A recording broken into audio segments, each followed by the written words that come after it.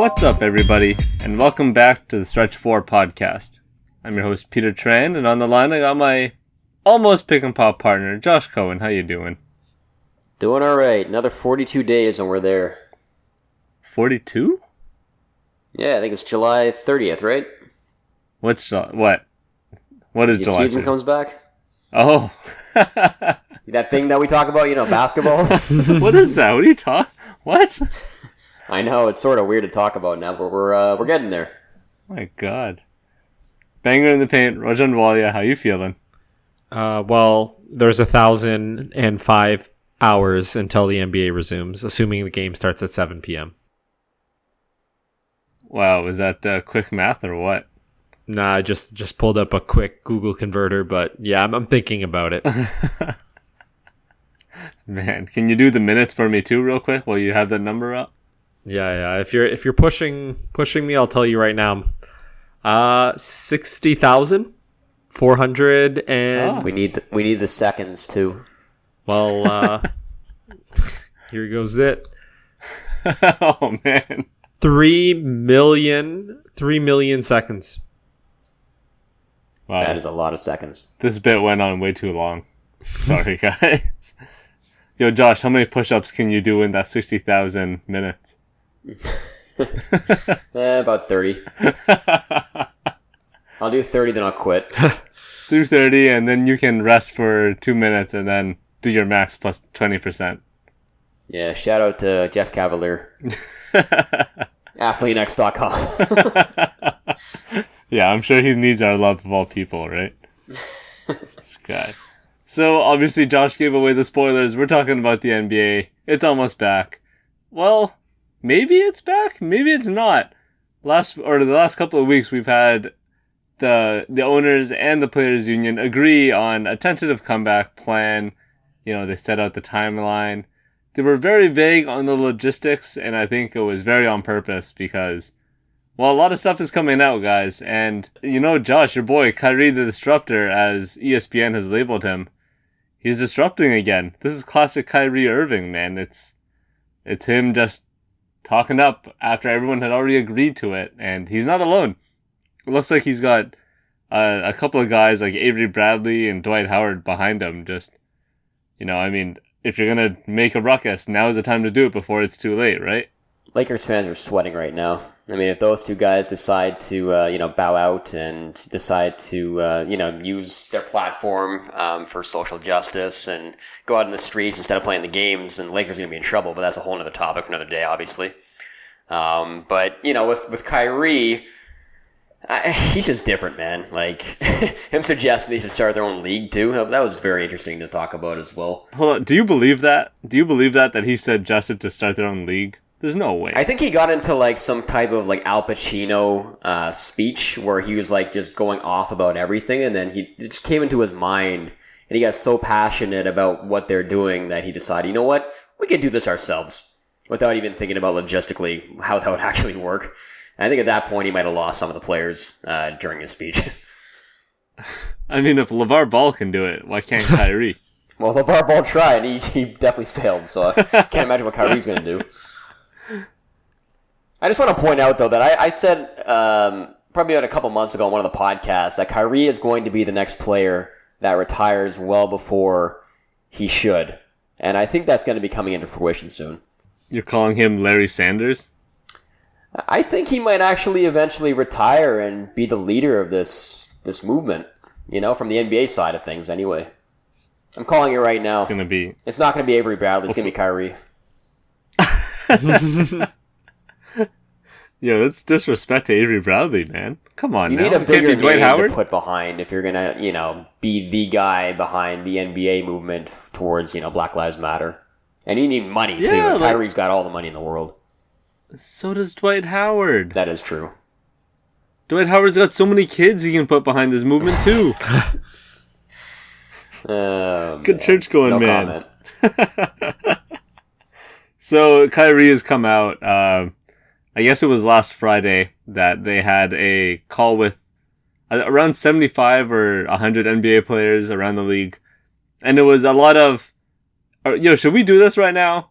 Should we slow this down with I guess like the traction that Black Lives Matter is getting, right?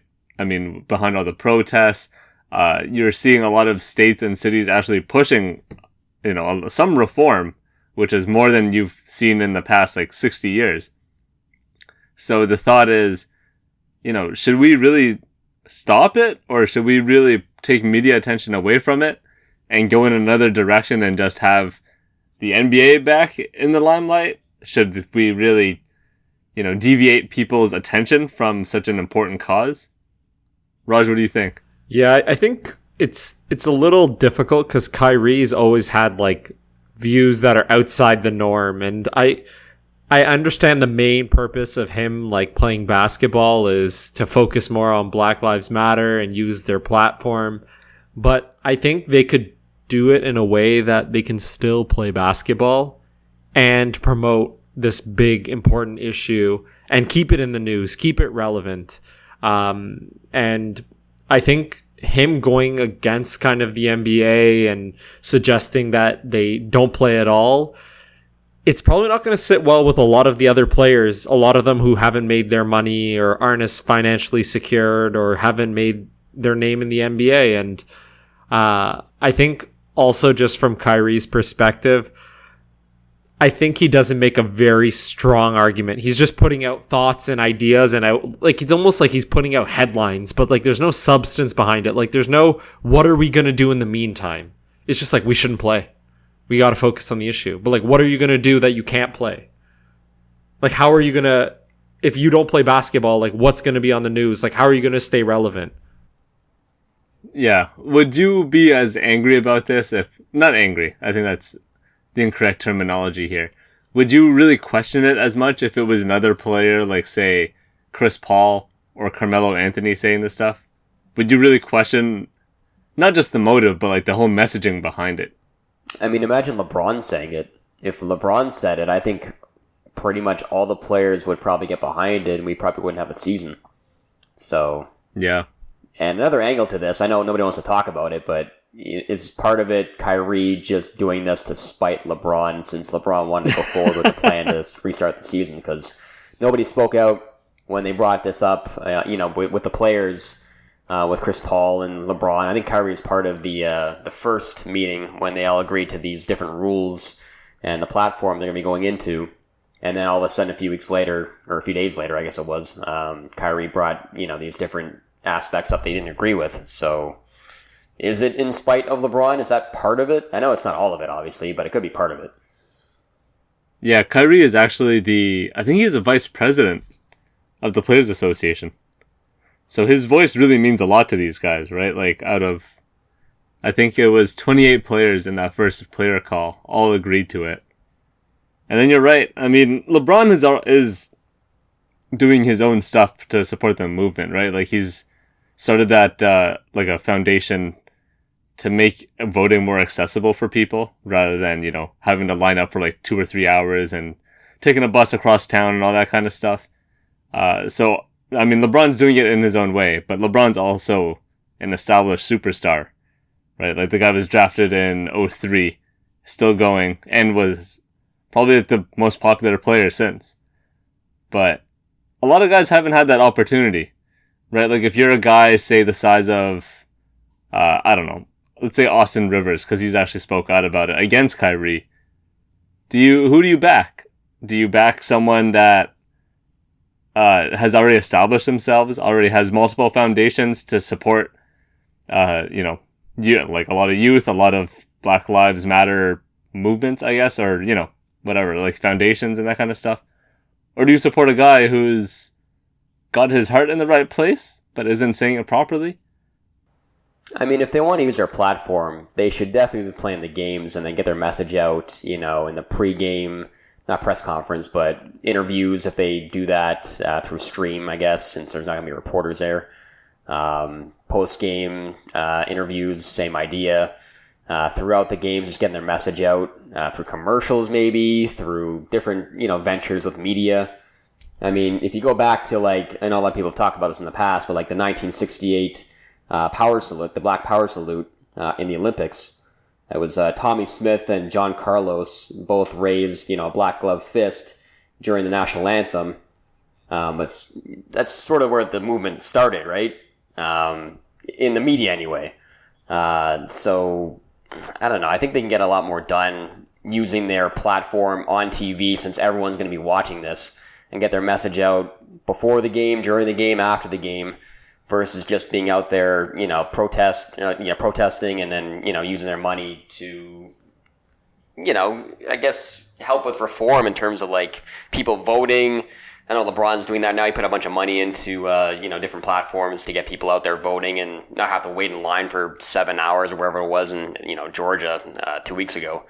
So there's a lot of different things they can do while on TV and get their message out to millions of people that may not be as educated on the subject and will actually do some research after hearing LeBron talk about it, versus them just going out to different, protests where it's not as televised. Yeah, I think Kyrie's coming from a good place. And I'm not questioning his attitude towards like focusing some attention, maybe more attention on the issue.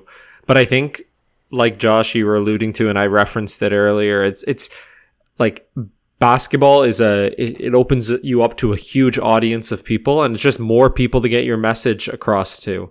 And it keeps the message persistent.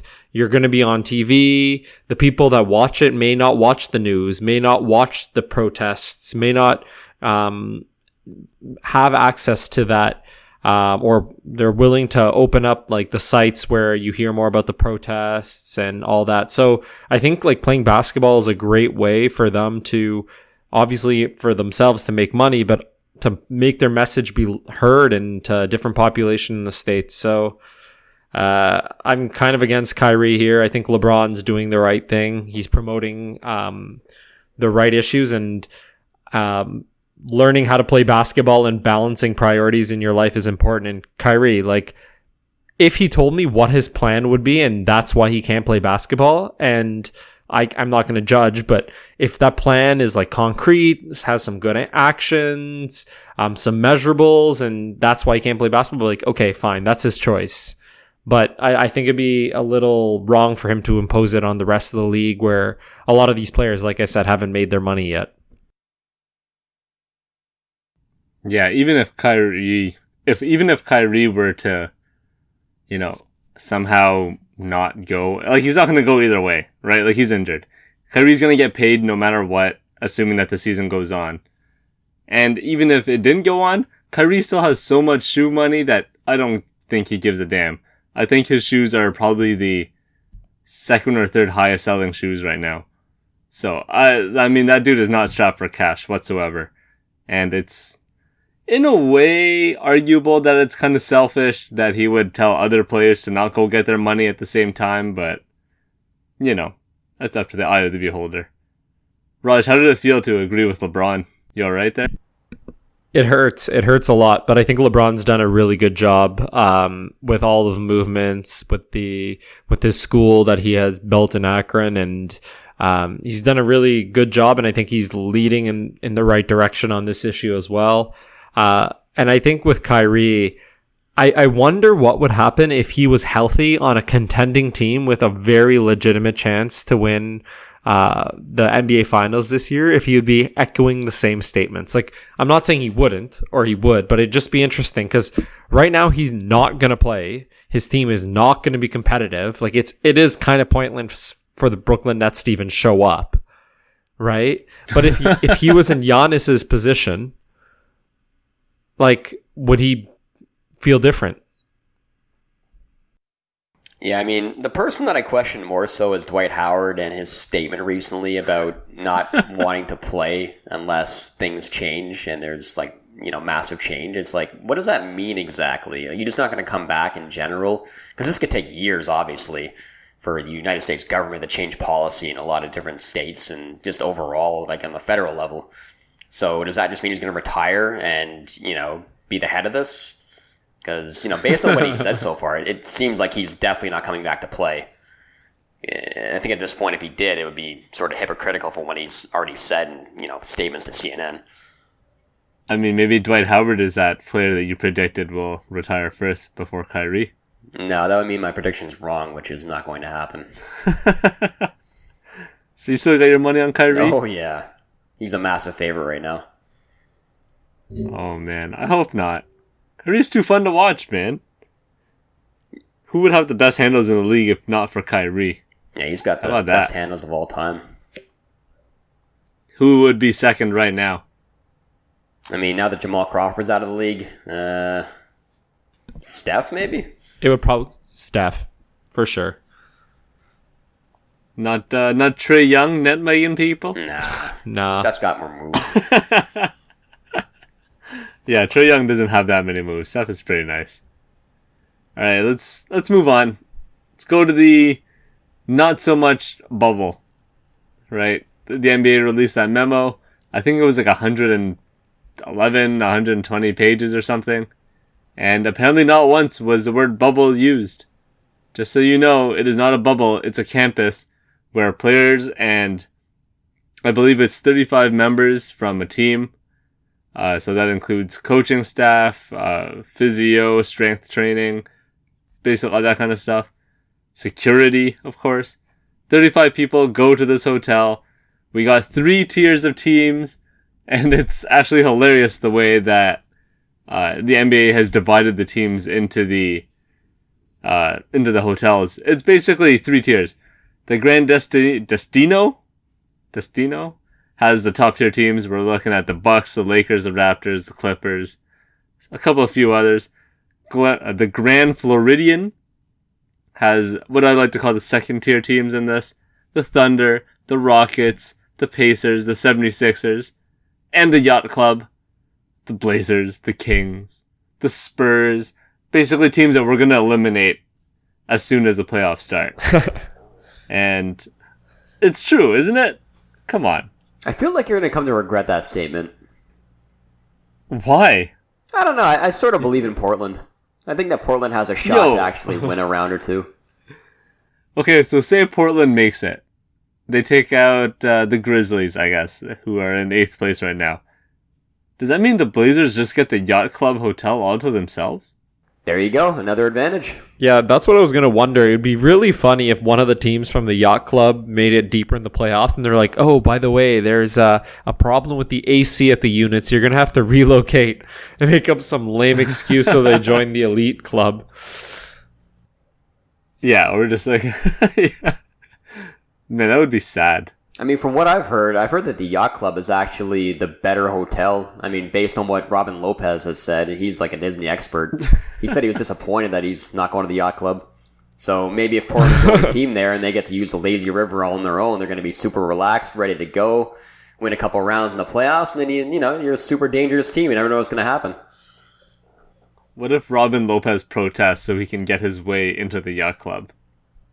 Yeah, Milwaukee He's just like, switches. man, I can't stand being on the Bucks anymore. I'm going to Sacramento, and just forces his way over. Or he has to quarantine because he's like the only player that switched hotels. Single-handedly ruining this. Him and Brooke. Brooke would definitely join him. Yeah, of course.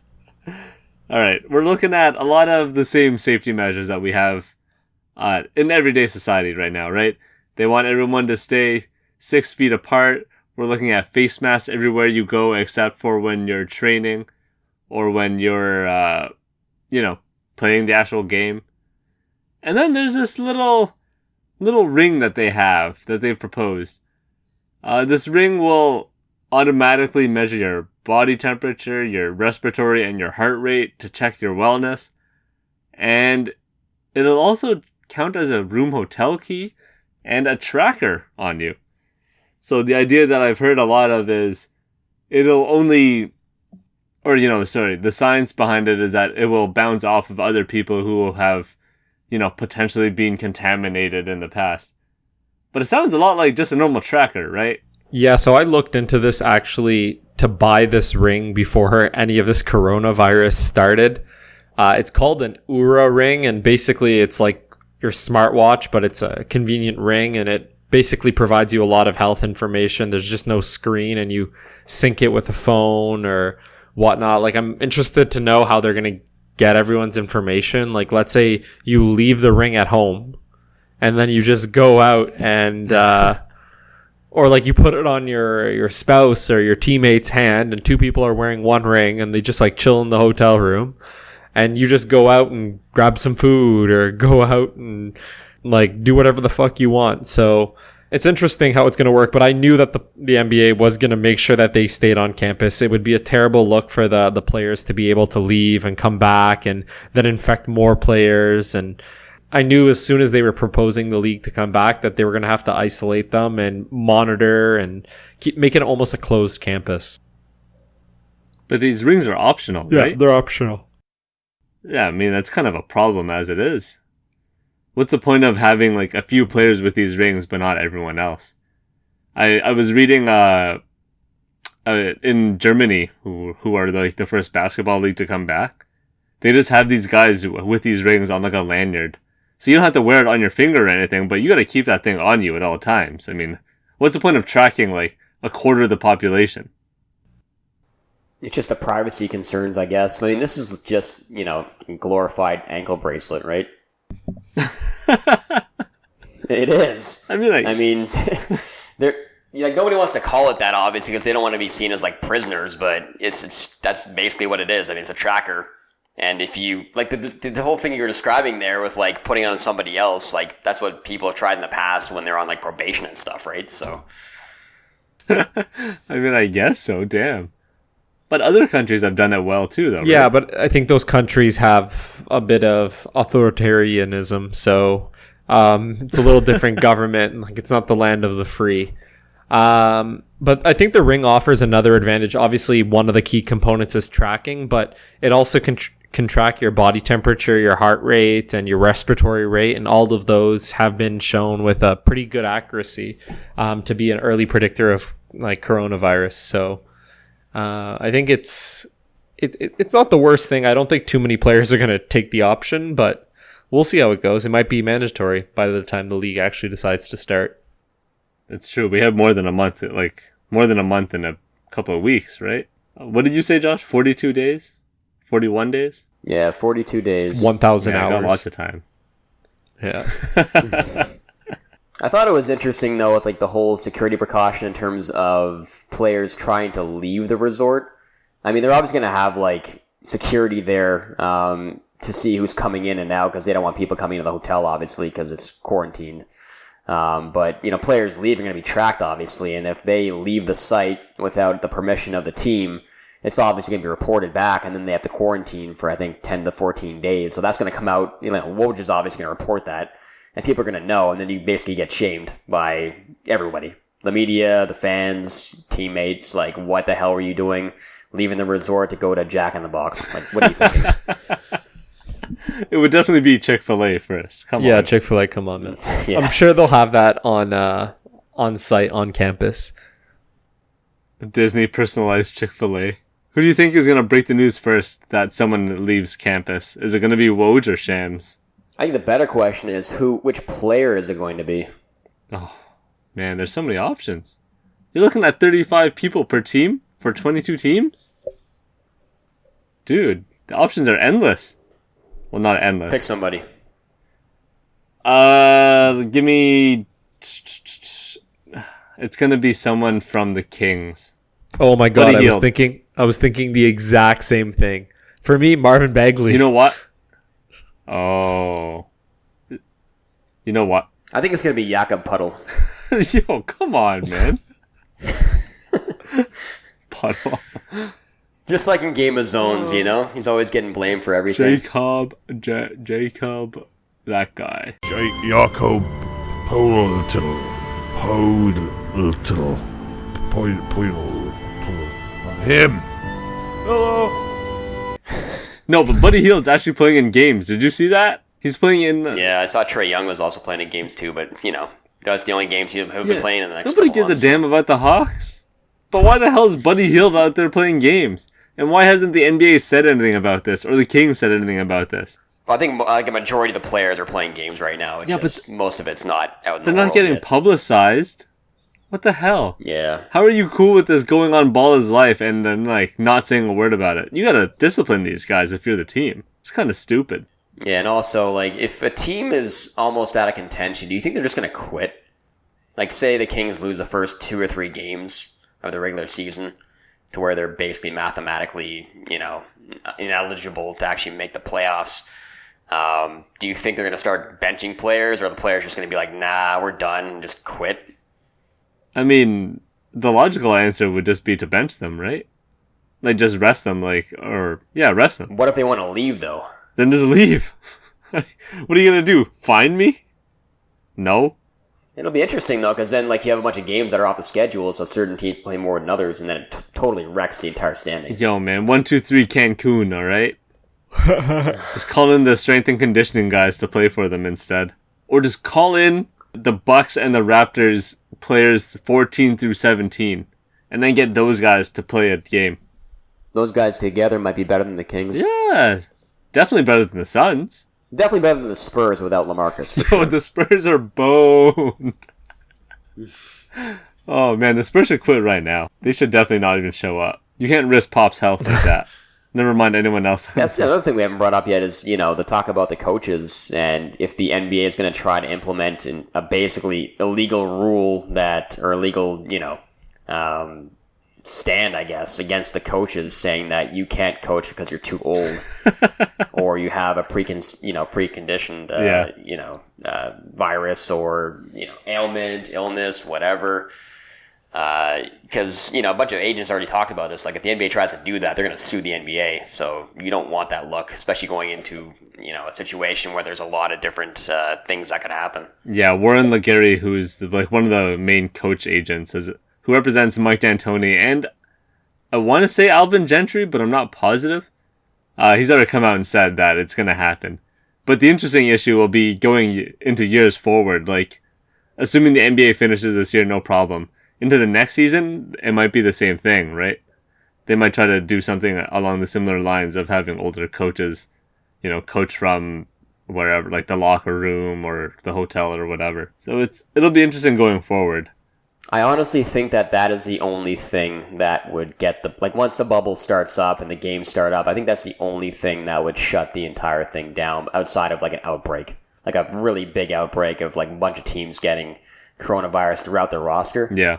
I think that's the one big thing. Like, if, one of the older coaches gets sick, really sick, and it comes out halfway through the regular season, coach went into a coma or something, then I think that they would think about shutting it down at that point. I think if anyone got that sick, they would have to, right? And it's not just coaches. There's a lot of players who have asthma and stuff. Like JaVale McGee has asthma.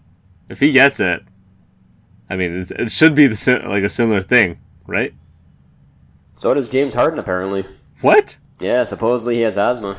Damn, I did not hear about that. Yeah, that's news to me. Yeah, he had asthma in college, I believe. I'm not sure if it's still a thing now, but he had it in college. Yo, Raj, can asthma leave? Can you just get rid of asthma? Yeah, some people can outgrow it, but generally speaking, most people have it when... I did. Yeah, most people have it when they're young, and by the time they're 13, 14, 15, they usually outgrow it. Oh, I definitely did not know that. Good for you, Josh. If you grow a really big beard, it combats the asthma. Ah, so you're telling me that I'm screwed? Basically. And I'm also saying that if James Harden shaves, then he's also screwed. So that's why JaVale McGee has his beard.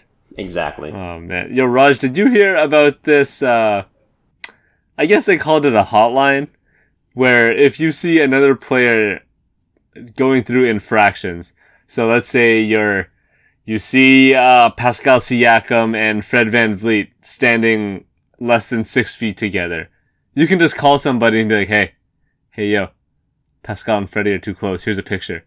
And you just snap a quick picture with your phone. And then, they might get penalized a bit. There might be a little bit of a punishment or a fine that goes down here. Do you think this would actually work? Well, will it work? Probably not. But I did hear that Nick Young is the actual managing director of that whole division. They brought him back just for this. Yeah, that was his position. I feel like Chris Paul is going to bring a box of disposable whistles, and he's going to whistle every single time he's using an infraction. He's probably got Adam Silver on speed dial, man. So, yo, Adam, LeBron and Anthony Davis are too close.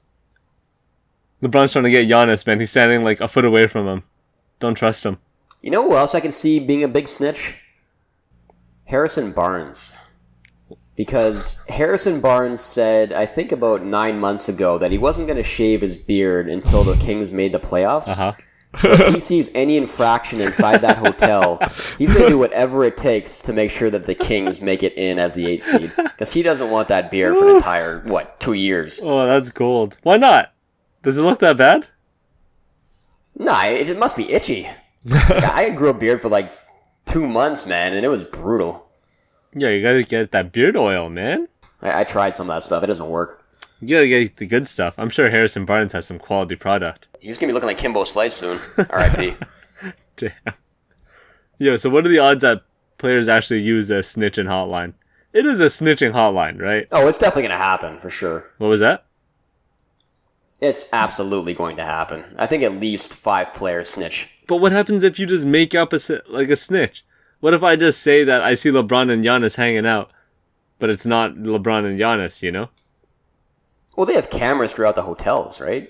So I'm sure the NBA will have access to that. Okay, I'm gonna call and be like, yo, I saw, I don't know, who's a random ass. I saw DeMar DeRozan going into Kyle Lowry's room to chat.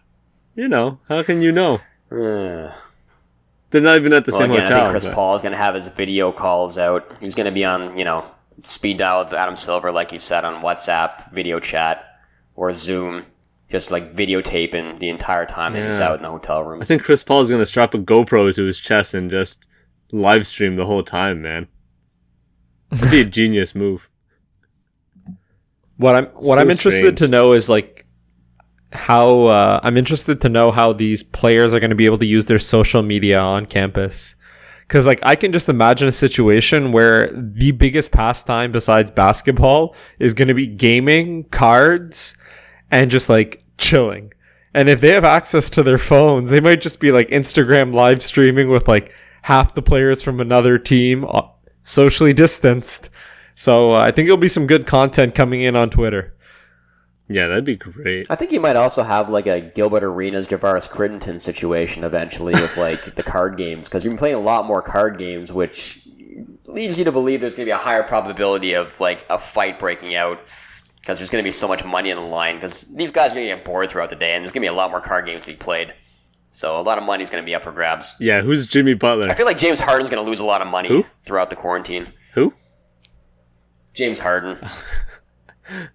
I saw a meme that said it was a picture of a shocked guy, and it said when Butler or when Harden and Kawhi realize that there's no strip clubs at Disney World.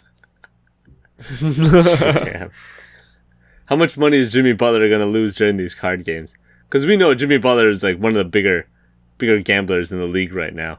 Yeah, I mean, I don't know. I think Jimmy Butler must be really good at these games by now with all the shit that he talks. So I think whoever gets in his way is going to be the guy that loses a lot of money. And then, again, the fight situation might come up because they just keep losing and losing and losing. And they can't just get off the plane and go home, right? They're going to be there for another, who knows how long, months. So, I don't know. They're going to have security in some places around Jimmy Butler. I can't wait for Jimmy Butler to try to rile somebody up, like OG Anunoby. Someone who's Yeah, OG cannot get riled up unless you talk about scarves. Damn, you beat me to my own joke. You son of a bitch. Alright, what do you think about this situation where... Okay, not what do you think. How idiotic is it? I'm just going to go out and say it. How idiotic is it that you can't play doubles when you play ping pong, that after a game of cards or a night of cards, you got to destroy the deck of cards, right? They're not going to reuse any of these things. How absurd is it that all these things are going through these type of safety measures when you have guys who are literally going to be sweating on top of each other, who will be breathing within face distance of each other? What is the point of all this? I don't understand. You already have your mask on. I'm assuming that all these things will be disinfected. Why don't you destroy the PlayStation controllers after you play a game? It's the same thing as destroying a deck of cards, right? What's the point? Why not destroy the ball after every free throw? After every pass made? I think, to be honest, it's excessive, but they have the money. They have the resources to do it. And I think they're just not saying this, but they're just making the players feel comfortable that everything is being done to protect them. And if you have the money, why not? But I do think it's a bit excessive.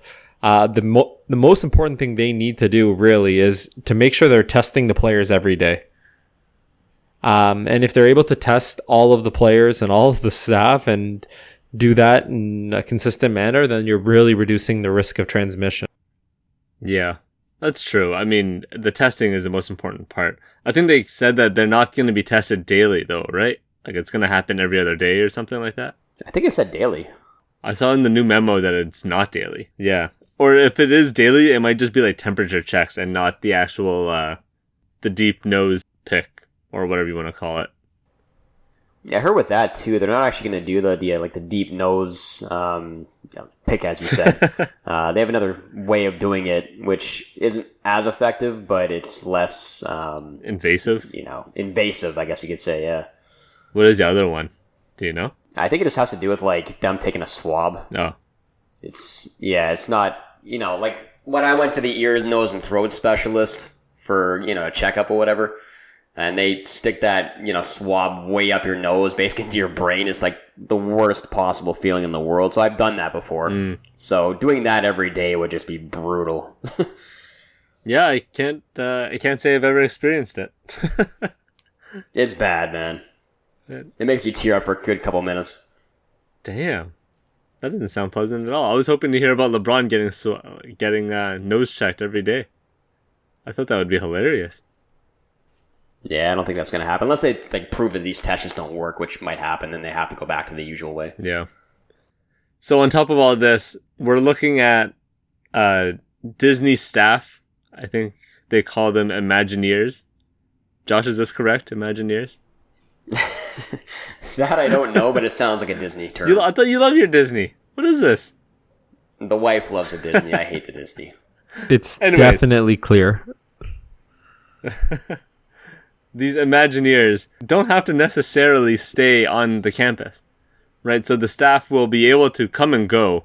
Obviously, they'll be temperature checked when they come and go. And I'm assuming that they won't have direct interaction with the players. I'm hoping so, at least.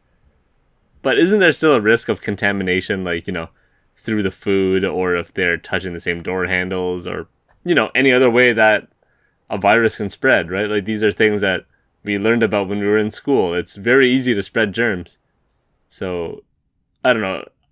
Is it really the safest way to be going about this? Couldn't they just house all these people together at the same time? I don't think you can do that, right? Because you can't really tell somebody that if you want to work this job, you have to work on site for 3 months straight, right? I don't know. You're basically like a live-in nanny. Or a cruise. Yeah, I suppose so. But these people aren't used to that either, so I don't think you'd be having the same people come back. You have to go through a whole new hiring process, because most of these people are going to get homesick and want to leave, and then you got to hire more people at that point. So I don't know. I think you have to have a special type of person that's sort of used to a cruise environment, like you said, used to doing this kind of thing versus going to work and going home. Because I'm not really sure it's going to work. So you're just hoping that these people are careful, like Uber delivery guys? Yeah, because we know that they're so careful. I don't know, man. It's kind of risky. Maybe Kyrie's onto something. Maybe they shouldn't play. Yeah, but the problem is if they don't play, then they rip up the CBA, and then they're not playing next year either. And what kind of example does that set with these guys not making any money? True. Gotta get them something. That's the whole reason why, them not playing in general, just as a thought process, just doesn't work. What kind of example is that going to set when you just say, I'm basically quitting my job and, we're not going to get the money that we should be getting paid by these white owners because we're trying to send a message, but it's going to work in reverse in that way, because then the governors are basically going to say, okay, your 50% of the revenue is gone now, so you can either take 30% in the next CBA or nothing. We can just be in a lockout. So they have to come back. Well, damn. Complete strong-arming. That's how it always is. I mean, they were lucky to get 50% last time based on, a lot of the reports that were coming out before, they agreed to that. A lot of the talk was they're going to have to give in a lot of, different concessions and take less than 50%, but they did a good job this time in actually getting 50%. I think before that it was only 42 or something like that. It was a lot less than 50, so hopefully it stays that way, or they get more of the pie next time, but we'll see. Well, you guys got anything else? Are we worried about how these pools are going to operate, or having live DJ sets on campus? Huh? We talked about this off podcast, but I want a confirmation that they're not going to actually allow the public into these hotels, because there has been talk on another podcast we listened to on the Starters podcast. No dunks. Where Trey Kirby interviewed somebody who I think worked for Disney or knows a lot about Disney. And she was saying that she knows a lot of people that have reservations during the time period that the NBA players are going to be in these hotels, and they haven't been canceled yet. So is the NBA going to be booking the entire hotel for the entirety of the 1, 2, 3 months that these teams are going to be using it, depending on when they get eliminated? Or is the public going to have access to these hotels, in which case you don't have a bubble?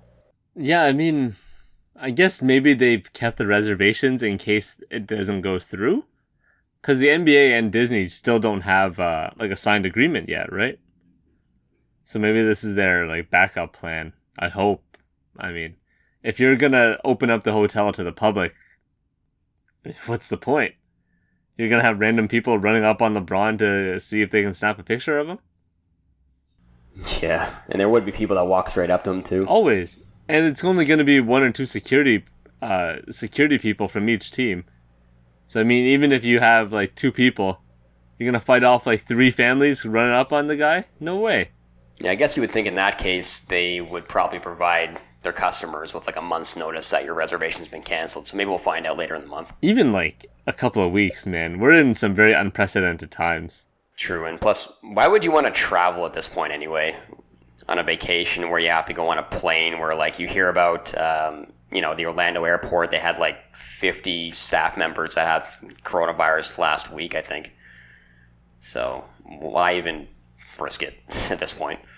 Yeah, I mean, definitely not worth it if you're just traveling for leisure, but who knows, man? The U.S. is kind of crazy right now.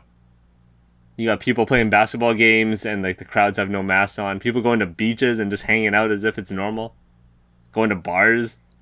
Like, yo, imagine going to a bar right now and feeling comfortable enough to go to a bar.